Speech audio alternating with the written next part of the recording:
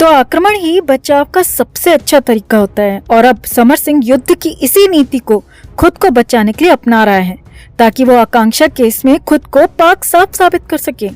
मगर समर सिंह को शायद पता नहीं है दोस्तों कि सच एक ऐसी चीज है जिसे लाख छिपाओ मगर सामने आ ही जाता है और क्राइम ब्रांच के सामने समर सिंह भी बुरी तरह टूट चुका है और पूछताछ में काफी कुछ उगल भी रहा है। मगर हैरानी की बात यह है कि समर सिंह पूरे केस में खुद को निर्दोष बता रहा है और 2 नए नामों को लेकर नई थ्योरी भी गढ़ रहा है। पुलिस की पूछताछ में समर सिंह ने आकांक्षा की मौत वाले दिन से पहले वाले दिन यानी 25 मार्च को लेकर बड़ा खुलासा किया है और बताया है कि आकांक्षा की मौत के जिम्मेदार 2 लड़के हैं जो कि मुंबई और वाराणसी में रहते हैं। अब ये 2 लड़के कौन हैं और समर सिंह की इस थ्योरी के पीछे का सच क्या है, सब कुछ आपको बताते हैं। आप भी वीडियो को ज्यादा से ज्यादा लाइक और शेयर कर अपना प्यार और सपोर्ट दिखाएं और कमेंट करके बताएं कि आखिर आकांक्षा दुबे को बदनाम करके समर सिंह क्या हासिल करना चाहता है। कमेंट जरूर करें। आकांक्षा के इंसाफ की इस लड़ाई में हमारा साथ देने के लिए, हमारी ताकत बनने के लिए चैनल को जरूर सब्सक्राइब करें, हमारे साथ जुड़ें। तो समर सिंह की गिरफ्तारी को लेकर जो भी वीडियोस और फोटोज सामने आए हैं वो काफी डरावने हैं, काफी घिन्नता फैलाने वाले हैं। लंबी दाढ़ी, ब्लू हुडी और मुंह पर मास्क लगाकर समर सिंह एकदम क्रिमिनल जैसा ही लग रहा है। 26 तारीख से पुलिस को छका रहे समर सिंह को वाराणसी की क्राइम ब्रांच ने गाजियाबाद से अरेस्ट किया है और समर सिंह से लगातार पूछताछ जारी है। पहले तो समर सिंह पूछताछ में बहुत ड्रामा कर रहा था, खुद की पहुंच की धमकियां दे रहा था, मगर पुलिस के बड़े बड़े ऑफिसर्स की सख्ती के आगे समर सिंह की एक नहीं चली और समर सिंह को मुंह खोलना ही पड़ा। मगर यहाँ पर समर सिंह बड़ा खेल करता नजर आ रहा है और अपने मुंह से कई खुलासे करते हुए आकांक्षा दुबे पर ही कीचड़ उछाल रहा है।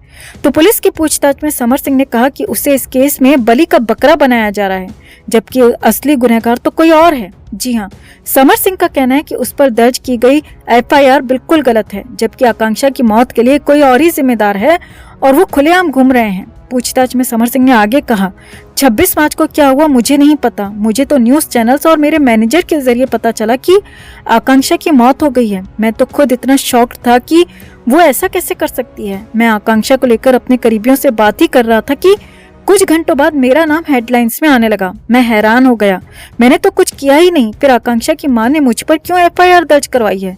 उस वक्त मैं वाराणसी में ही था मगर फिर मुझे यहाँ से निकलना पड़ा वरना मेरी अरेस्टिंग हो जाती। मुझे लगा 1-2 दिन में सब नॉर्मल हो जाएगा क्योंकि मैंने तो कुछ किया ही नहीं, मगर मुझ पर तो फिर आरोपों की बाढ़ आ गई और मुझे अपने बचाव में इधर से उधर भागना पड़ा क्योंकि मुझे कुछ समझ नहीं आ रहा था। इसके बाद पुलिस ने समर सिंह से पूछा कि उसकी आकांक्षा से आखिरी बार बात और मुलाकात कब हुई थी। तो इस पर बोलते हुए समर सिंह ने कहा, 25 मार्च की शाम को आकांक्षा ने मुझे आखिरी बार कॉल किया था। हालांकि उसकी तरफ शोर बहुत ज्यादा होने की वजह से मुझे उसकी बातें समझ नहीं आई। फिर 5-6 सेकंड के बाद उसने खुद ही फोन कट कर दिया। उस वक्त हम दोनों के बीच वैसे भी चीजें ठीक नहीं थी तो ज्यादा बात नहीं होती थी। हम दोनों केवल काम के सिलसिले में ही बातें किया करते थे। समर सिंह ने पुलिस को कहा कि 25 मार्च को आकांक्षा की वो कॉल ही हमारी आखिरी बातचीत थी। समर सिंह ने आगे कहा, लोग मेरे और उसके करीब होने की बातें कह रहे हैं लेकिन सच तो यह है कि मुझसे ज्यादा आकांक्षा 2 लड़कों के साथ करीब थी। हम दोनों कैमरे के सामने अच्छे लगते थे लेकिन रियल लाइफ में ऐसा कुछ भी नहीं था। समर सिंह ने पुलिस को दिए अपने बयान में कहा कि आकांक्षा बनारस और मुंबई के रहने वाले 2 लड़कों के संपर्क में थी और दिन भर उन दोनों से बातें किया करती थी। आकांक्षा उन दोनों ही लड़कों के काफी करीब थी। तीनों की रात रात भर घंटों घंटों बातें होती थी। समर सिंह ने कहा, सच कहूं तो आकांक्षा एक साथ 2 लड़कों के साथ अफेयर में थी और उन दोनों लड़कों को भी पता था इस बारे में। तीनों एक साथ कई बार डेट पर गए थे, होटल में एक ही कमरा बुक किया करते थे। समर सिंह ने आगे कहा, अगर पुलिस आकांक्षा के फोन खंगाले और कॉल डिटेल निकलवाए तो काफी कुछ पता लग जाएगा और ये भी पता लग जाएगा कि वो दोनों लड़के कौन हैं और आकांक्षा उन दोनों से कितनी देर बातें किया करती थी। समर सिंह ने अपने बयान में साफ साफ कहा कि आकांक्षा की मौत से मेरा कोई लेना देना है ही नहीं, लेकिन अगर पुलिस जांच करे तो उन लड़कों का कनेक्शन इस मौत से जरूर निकलकर सामने आएगा। समर सिंह ने कहा कि वो दोनों लड़के ही आकांक्षा की मौत के जिम्मेदार हैं। पुलिस को उन दोनों को पकड़कर पूछताछ करनी चाहिए। समर सिंह ने आगे कहा, मेरा और आकांक्षा का रिलेशन बहुत कम वक्त तक रहा था, बहुत थोड़े दिनों के लिए हम साथ थे। मुझे आकांक्षा की यही बात पसंद नहीं थी कि वो मेरे साथ रिश्ते में होते हुए भी उन लड़कों से घंटों बातें किया करती थी। इसी बात को लेकर हम दोनों के बीच ब्रेकअप काफी पहले ही हो गया था। बस किसी प्रोजेक्ट पर हम साथ काम करते थे और कभी कभी हमारी फोन पर बातचीत हो जाती थी और इससे ज्यादा कुछ भी नहीं। समर सिंह ने कहा कि मेरे ऊपर आरोप लगाया कि मैं आकांक्षा को गुलाम की तरह रखता था, टॉर्चर करता था, उसे किसी और के साथ काम नहीं करने देता था, मगर ये सब आरोप बिल्कुल गलत हैं। मैंने कभी आकांक्षा को नहीं रोका, इवन उसका आखिरी गाना भी किसी और अभिनेता के साथ था।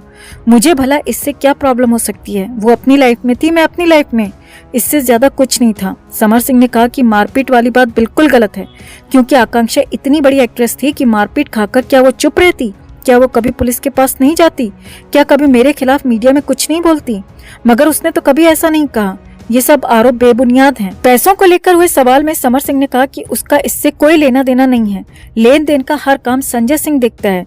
मुंबई और लखनऊ में संजय सिंह का ऑफिस है, यहीं से वो प्रमोशन का हर काम देखता है और किसको कितना पेमेंट करना है वो सब यहीं से देखता है। और जितनी मुझे जानकारी है, आकांक्षा का हमारे ऊपर कोई ड्यू नहीं था। संजय ने सब क्लियर कर रखा था। हम तो गानों का पेमेंट साथ ही में कर देते थे। एक्ट्रेस का तो छोड़िए, यूनिट के किसी भी शख्स का पेमेंट हमने कभी नहीं रोका। ये जो आरोप लगा है वो बिल्कुल गलत है। यहाँ आपको बता दें कि आकांक्षा दुबे बीते 25 मार्च वाराणसी के एक होटल में मृत पाई गई थी। इसे लेकर एक्ट्रेस की मां मधु दुबे ने समर सिंह पर कई गंभीर आरोप लगाए थे। मधु दुबे का आरोप है कि आकांक्षा को समर सिंह और उसके भाई ने टॉर्चर करते हुए जान से मारने की धमकी दी थी। समर सिंह ने उसकी बेटी से पैसे लिए थे जो लंबे समय से नहीं लौटाए और इस बात पर दोनों के बीच विवाद था और इसीलिए समर सिंह ने आकांक्षा को मार दिया। मगर यहाँ पूछताछ में समर सिंह कुछ और ही कहानी बयां कर रहा है। तो कुल मिलाकर समर सिंह खुद को निर्दोष बता रहा है। जैसा कि हर आरोपी खुद को निर्दोष बताता है, वैसे ही समर सिंह भी खुद को निर्दोष बता रहा है।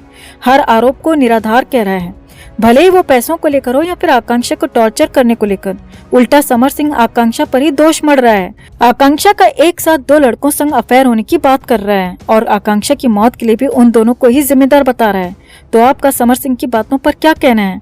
आखिर मौत के बाद आकांक्षा को इस तरह बदनाम करके अपने पाप क्यों छिपा रहा है? क्या समर सिंह को लगता है कि कानून को वो बेवकूफ बनाकर बच जाएगा? आकांक्षा की मौत के बाद उसकी छवि खराब कर आखिर समर सिंह हासिल क्या करना चाहता है?